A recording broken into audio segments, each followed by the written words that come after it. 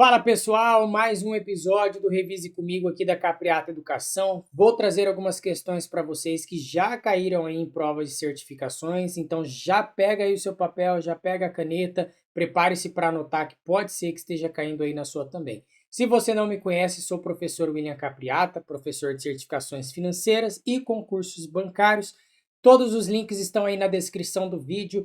Bora lá, sem mais enrolação, começar a nossa revisão. Pessoal, bora! Um cliente deseja fazer um único aporte de R$100 mil em um plano de previdência, onde o plano possui taxa de carregamento na entrada e rendimento bruto de 10% ao ano. Sabendo que ele pretende manter esse plano por 5 anos, qual a melhor opção para ele, considerando as taxas de carregamento e a administração abaixo, respectivamente? Ou seja, esta primeira coluna refere-se à taxa de carregamento e esta segunda à taxa de administração. O que a gente tem que fazer? Se eu for desenhar um fluxo de caixa, ele vai ser mais ou menos assim. Aqui é o valor presente meu que eu vou aplicar, aqui é o valor que eu vou ter lá no futuro. O meu N ele é igual a 5 anos e a minha taxa ela é igual a 10% ao ano. Só que detalhe, esta taxa aqui eu vou ter que abater a taxa de administração dela, né? Porque lembra que a taxa de administração ela afeta o valor da cota, ela reduz o valor da cota. E o que aumenta o valor da cota é a rentabilidade. Então, se uma reduz e a outra aumenta, tem que subtrair uma da outra, para eu ter o rendimento exato daquele fundo, tá? Beleza, vamos fazer então aqui com calma, um por vez, tá? Deixa eu apagar tudo aqui da minha HP, colocar aqui 3 casas decimais e a gente começa, ó. Eu tenho um aporte de R$100 mil, então 100 mil. Eu tenho aqui na alternativa A nenhuma taxa de carregamento, então não vou abater desse valor nada. Se eu tivesse uma taxa igual vou ter nas outras alternativas, aí eu teria que descontar desse valor inicial de entrada.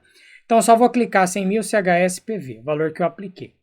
Esse valor eu apliquei durante 5 anos, então coloca lá 5N. Só que aí agora do rendimento eu tenho que fazer assim, né? Eu vou ter que pegar esses 10% menos esta taxa aqui, que é a taxa de administração. Vou ter que fazer isso para cada um deles, tá? Então, I é igual a 10% menos 1,70%. Esse é o primeiro caso. Depois eu vou pegar 10% menos 1%, que é o segundo caso. Depois eu vou pegar 10% menos 1,20%. E depois vou pegar 10% menos 1,50% para fazer todas as alternativas. Só que quando eu faço subtração de taxas, pessoal, eu não posso simplesmente pegar assim e fazer a grosso modo. Né? O que eu tenho que fazer? Eu tenho que transformar a taxa. O primeiro passo é dividir as taxas por 100. Né? Então, quando eu divido 10% por 100, vai dar o quê? 0,10, certo? Este valor eu vou somar com o número 1 e aí a subtração, pessoal, ela é o quê? Ela é uma divisão entre as taxas. Eu não vou pegar e subtrair direto uma pela outra, senão vai dar errado. Então, eu vou ter que fazer assim, ó. Começando aqui por esse primeiro caso. 1,10 que vai dar, né? Esse somatório aqui, dividido por 1 mais 1,70 dividido por 100 vai dar 0,017. Então, neste primeiro caso, ó, na alternativa A, nós teremos 1,10 dividido por 1,017. Na alternativa B, a gente vai ter 1,10 também, que é a mesma taxa aqui, né? Menos essa taxa, que 1% vai ser representado de que forma? 1,01. Ok? Então, essa aí para a segunda. Letra C vai ser 1,10 dividido. Agora vai ser 1,012, tá? E a letra D vai ser 1,10 dividido por 1,015, ok? O que eu fiz? Dividi cada uma dessas taxas por 100 e somei com o número 1, tá? Na letra A eu mostrei certinho como que eu fiz aqui. Beleza, agora você vai fazendo o cálculo. Então, ó, a gente estava aqui nesse primeiro. Agora eu vou pegar 1,10, Enter, 1,017 divide, tira o número 1, multiplica por 100, para voltar para a taxa, clica no I, agora clica no FV. Primeiro valor futuro que eu encontrei, esse aqui, ó, 148.033. Então, vou colocar aqui no canto, tá? FV1, que é desse da letra A, 148.033. Agora FV2, FV3 e FV4. Fechou, apaga tudo. né? Agora, o que acontece? Ó, 100 mil foi meu aporte, só que tem taxa de carregamento que é 3%. Então, 100 mil, enter, 3% menos. É esse valor que eu aplico. Aí, CHSPV, 5 é o meu N. Agora, aqui, letra B, ó, 1.10, enter 1.01, divide, aí tira o número 1, multiplica por 100. Encontrou a taxa, clica no I, agora clica no FV. 148,637. Então, 148,637. Agora, FV3, tá? Apaga tudo. 100 mil reais é o aporte, só que teve 2% de taxa de carregamento. Então, enter 2% menos. Então, esse é o valor que você aplicou, CHSPV. 5 é o nosso prazo, que é o N. Agora, resolvendo a equação da letra C para encontrar a taxa. 1.10, enter 1.012, divide. Agora tira o número 1, multiplica por 100 vezes e clica no I, depois FV. 148,691. 148,691. E agora FV4, né? Vai ser 100 mil, enter. 1% que foi de taxa, menos, então CHSPV. 5 é o meu N, agora resolve esta equação aqui, ó. Então, 1.10, enter, 1.015 divide. 1 menos 100 vezes, esse é meu I, clica no FV, 148,002. 148,002. Fechou. Qual que é o maior valor futuro que ele vai ter aqui? Ó, o maior valor futuro ficou aqui na letra C. Ó, esta taxa de carregamento com esta taxa de administração. Portanto, essa é a resposta correta.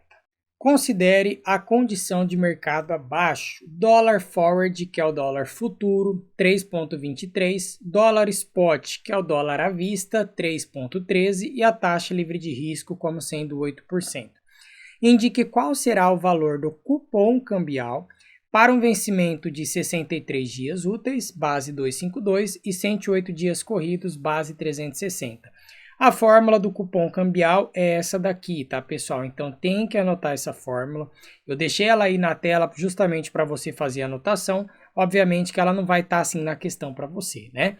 Então vamos lá fazer, ó. Dólar forward, é só eu colocar aqui 3,2333, que é igual dólar spot 3,1333, multiplicado por 1 mais a taxa que eu tenho pré, né, que fala que pré em reais, essa taxa aqui, ó, livre de risco, que é a Selic, seria os 8%, então represento como 0,08, ok? Aí elevado a 63 dividido por 252, aí continuando ela aqui, ó, aqui embaixo vai ser 1 mais.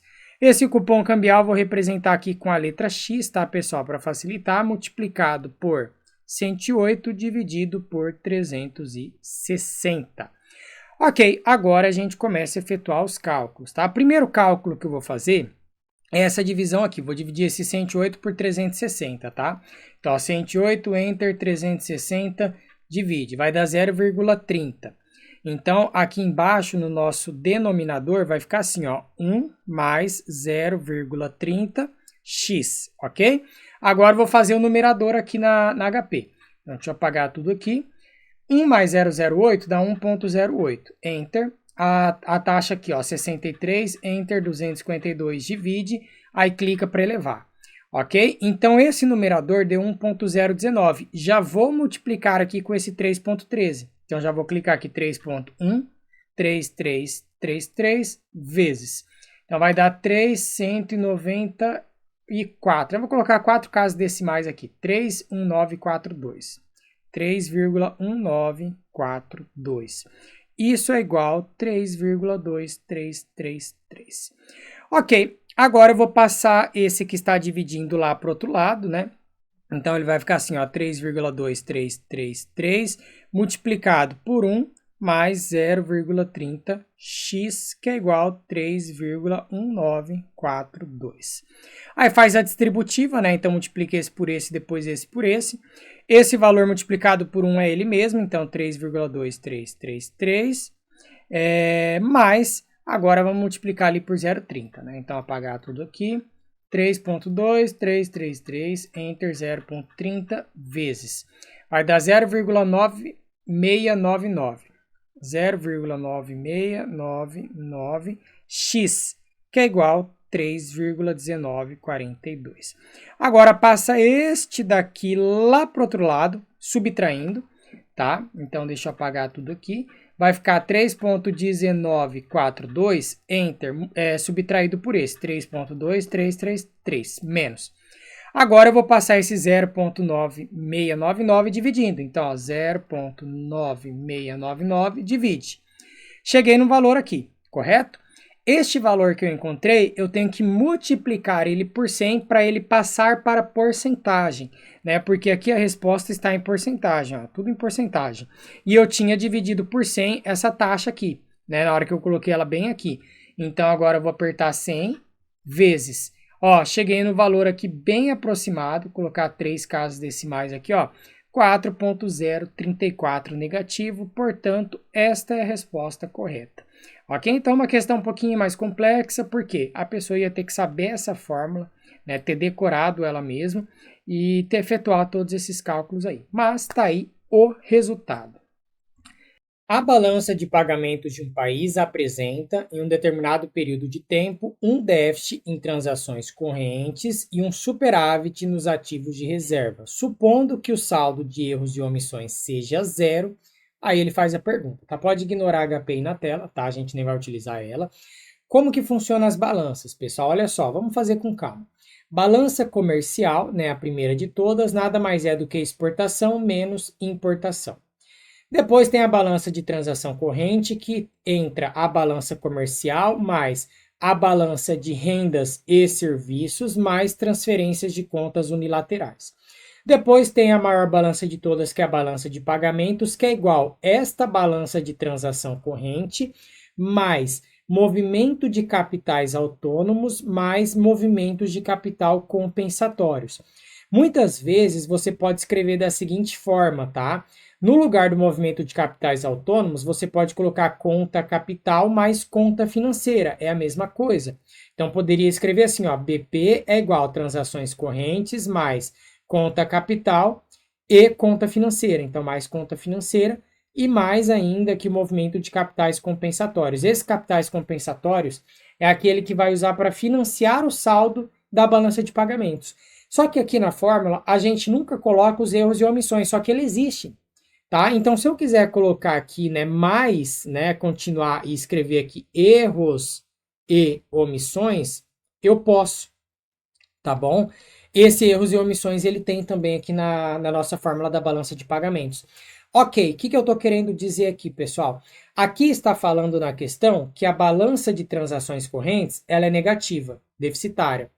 Aqui fala que tem superávit nos ativos de reserva. Os ativos de reserva, eles ficam dentro da conta financeira, tá? E os ativos de reserva, eles são o quê? Por exemplo, ouro, depósitos especiais de saque no FMI, títulos, ou seja, né, em resumo, isso daqui se refere às reservas internacionais que nós temos. E aqui está falando que foi positivo, tá bom? Com base nisso, né, considerando que erros e omissões seja zero, tá bom? E aí, a gente considerando que o erro e omissão foi zero, não teve nenhum erro, a gente pode, inclusive, apagar ele aqui. Não precisa nem deixar ele ali, tá bom? Beleza. Balança comercial é deficitária, então tem como eu afirmar que a balança comercial ela é deficitária, somente tendo como base que a transação corrente é deficitária? Porque, ó, a balança comercial, ela é só exportação menos importação, só que a transação corrente tem a balança comercial e tem mais balança de renda, serviço e transferência de contas unilaterais. Então, não tem como afirmar que ela é deficitária somente com essas informações. Então, já vou riscar. A diferença corresponde aos juros da dívida externa, ou seja, a diferença aqui, né? Você tem uma balança de transações correntes deficitária e um ativo de reserva superavitário, significa que essa diferença corresponde aos juros da dívida externa? Falso, tá, pessoal? Então, errado também, né? Essa questão de juros vai entrar aqui na balança de rendas. O movimento da conta capital e conta financeira, então a conta capital e financeira, essas duas aqui, que é o movimento de capitais autônomos, superam em conjunto e em valor absoluto o saldo das transações correntes. Por que que eles superam o saldo das transações correntes? Porque se eu falei que a reserva internacional ela é positiva, significa que o balanço de pagamentos foi positivo. Porque caso ele não fosse positivo, não teríamos um aumento aqui nos ativos de reserva, não teríamos um aumento na reserva internacional. Então, sim, ele foi positivo. A nossa BP, ó, eu consigo pensar aqui com o enunciado que ela é uma balança de pagamento superavitária. Para ela ser superavitária, considerando que as transações correntes foram deficitárias, tem que obrigatoriamente a conta capital e financeira superar o saldo das transações correntes. Então, essa é a resposta correta.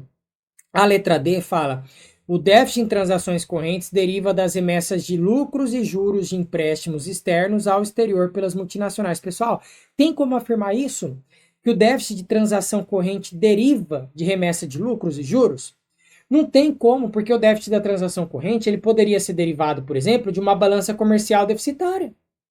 Poderia ser derivado de uma balança de renda e serviço deficitária, então não tem como afirmar isso. Portanto, essa daqui ela está errada, tá? Resposta letra C. Com relação à necessidade de financiamento do setor público, pode-se afirmar que, tá? Ignora HP que está aí na tela, tá? Ela só está aí, mas a gente não vai utilizar ela. Mas da onde que surge aqui a necessidade de financiamento do setor público, pessoal?